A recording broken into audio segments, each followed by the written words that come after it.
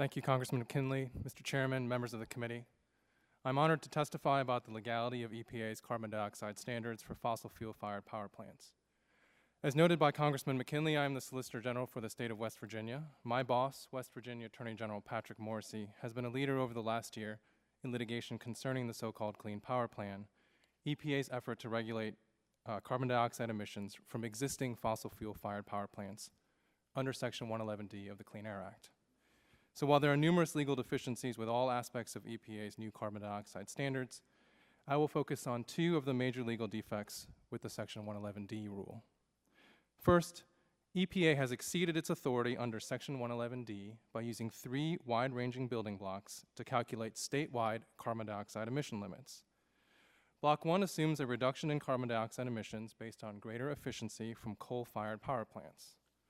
Block 2 then assumes an additional reduction based on substituting coal-fired power generation with natural gas-fired generation.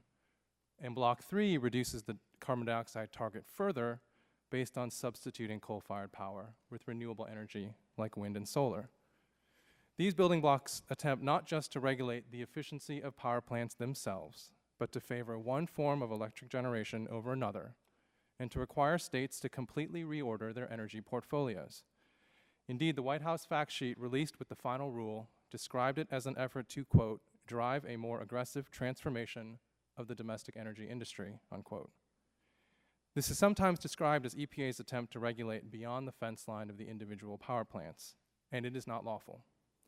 By its plain text, what EPA claims is what the Supreme Court once called, quote, an unheralded power to regulate a significant portion of the American economy without a clear statement from Congress.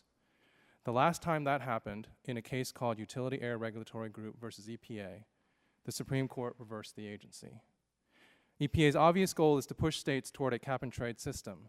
The agency describes emissions trading as an integral part of its analysis. Its proposed federal plan is a cap-and-trade regime, and it puts great weight on the fact that Congress passed a cap-and-trade program for sulfur dioxide in Title IV of the Clean Air Act. But that's precisely the point. The cap-and-trade regime in Title IV is a clear statement from Congress. The one advanced by the rule, in contrast, was specifically rejected by Congress in 2009. A second problem with the Section 111D rule is that EPA is already regulating fossil fuel-fired power plants for mercury and other emissions under Section 112 of the Clean Air Act. The text of Section 111D in the U.S. Code says it does not apply to any air pollutant emitted from a source category which is regulated under Section 112. This is the so-called 112 exclusion. As EPA itself has long admitted, a literal reading of this text. To escape this literal reading, EPA argued in the proposed rule that this text doesn't tell the whole story. It argued that in 1990, Congress actually passed two versions of the 112 exclusion, which to EPA means the statute is ambiguous and subject to the agency's interpretation. In our litigation and in comments to EPA, we pointed out the significant flaws with this theory, and as a result, in the final rule, EPA changed tactics.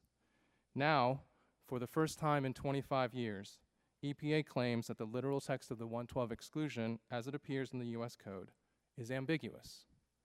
According to EPA, Congress was unclear when it referred to sources, quote, regulated under Section 112. That phrase, EPA contends, can be read to limit the exclusion not only to sources regulated under Section 112, but also to pollutants listed under 112. And because carbon dioxide is not listed under Section 112, EPA argues, the exclusion does not apply. But this novel approach, EPA's backup to its previous backup position, does not get EPA out from under the 112 exclusion. Despite its claim, the statute is quite clear. It refers to source categories regulated under Section 112, not air pollutants listed under Section 112. So what EPA is doing is rewriting the statute, which it is of course not permitted to do. The Section 111D rule is thus unlawful in at least two ways. It relies on expressly picking winners and losers in the energy field, and it violates the Section 112 exclusion. Thank you again for this opportunity, and I look forward to your questions.